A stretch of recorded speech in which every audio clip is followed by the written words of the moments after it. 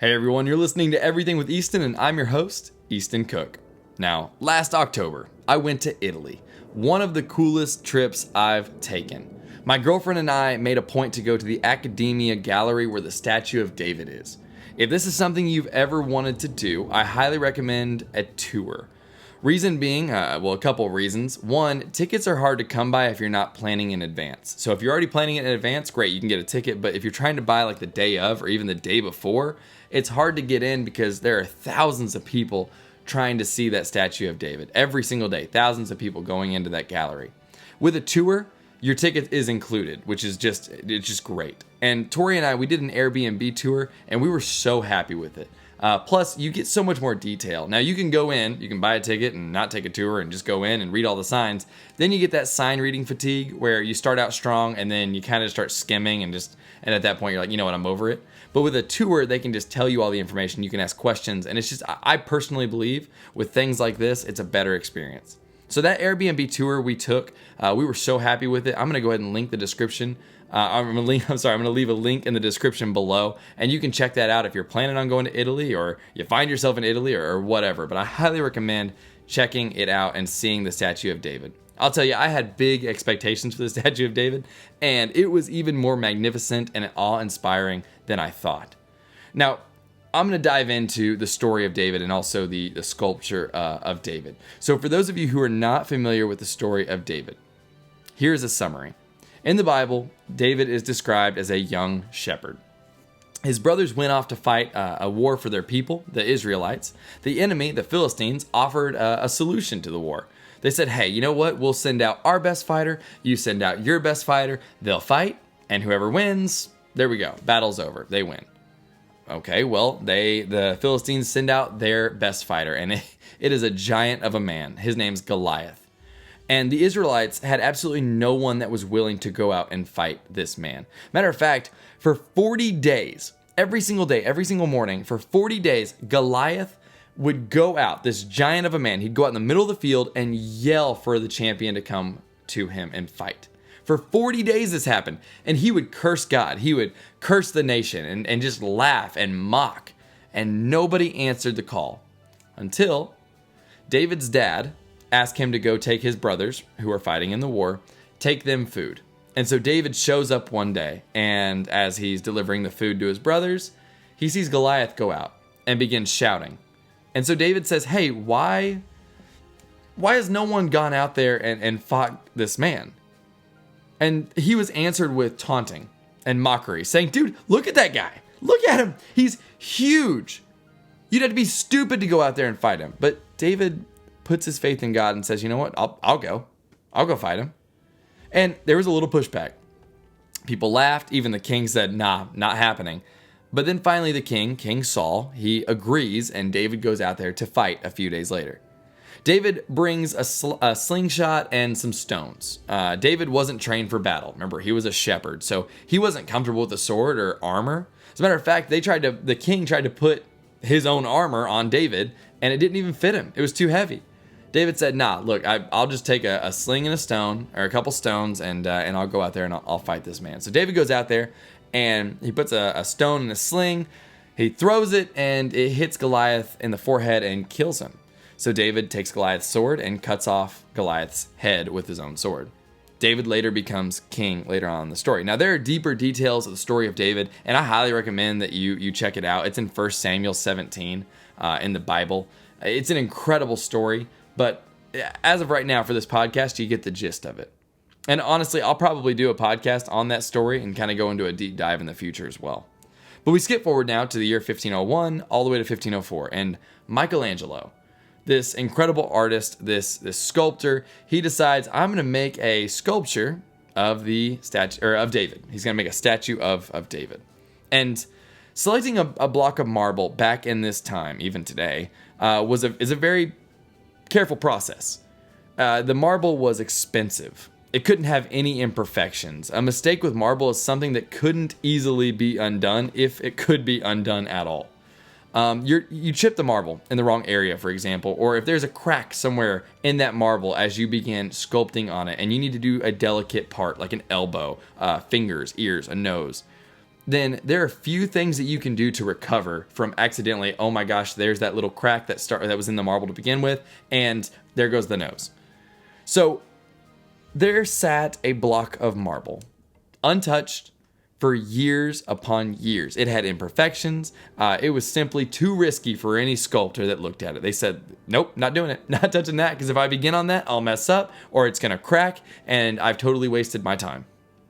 Well, Michelangelo, he saw this block of marble, the same block of marble that's been untouched for years. No one would even take a chance on it. And he said, I'm going to take that and I'm going to make something incredible out of it. And so Michelangelo, he took that behind the scenes, as in he worked on it for 4 years out of sight. Didn't bring attention to it, nothing like that. He went in the back and he, for 4 years, sculpted on that block of marble that no one would dare touch. And that became the David statue we know and we value so deeply today. I took this picture of the statue of David. Okay, this is the one I took. It's showing the statue of David and the crowds that surround it. All right, and these crowds are there every single day. In the right hands, even the most imperfect substance can become a masterpiece. Michelangelo also sculpted differently than others. He said that he saw the potential, the person inside the marble, as if whatever sculpture that he was sculpting was already done. All he had to do was break them free. All he had to do was begin removing the excess. It was already, the person inside was already sculpted and beautifully created. All he had to do was begin removing all the excess. And I believe God sees you the same way. God sees you as Michelangelo saw that imperfect block of marble for the statue of David. God looks at you, and even though you may feel worthless, you may feel imperfect and cracked and flawed, God sees the potential and the beauty inside. And God is constantly trying to remove the excess baggage of sin around us to finally free us from underneath it all. While others may see you and think there isn't anything there, they think you're talentless, they think you don't have a lot to offer, God knows the truth, and He's willing to work on you for not just days, months, or years, but for as long as it takes. He is going to sculpt on you. Now, let's get to our 3 points. Number 1, courage with faith.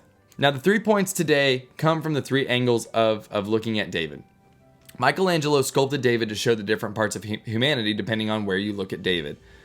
The detail is incredible. I mean, it's just incredible. These are things I didn't know when I went into it, and then when I took that tour and I learned all the angles, I had to do a podcast on it. It's just incredible. Let's just start with facing David. Look at David's stance, his posture.